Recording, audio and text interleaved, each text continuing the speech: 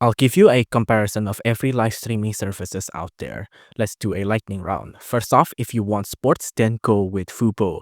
Fubo has a lot of regional and international sports here. You can see it's very focused on sports. If you want something of a more of a budget option, then go with Sling TV. It's pretty cheap and it has a good base price and it has a lot of customization. If you want something for entertainment or reality TV show, go with Philo. Although if you go with Philo, you won't get any sports channel. But if you're okay with that, then definitely go with Philo. But if you're more of a family guy, then go with Hulu. Because if you go with Hulu, you can see on one of the subscription here, it includes Disney Plus and includes ESPN Plus. If you're more of a sport guy, then go with DirecTV. DirecTV has a lot of regional sports networks and it starts at around $35 per month plus tax. You can see their sports channel right there.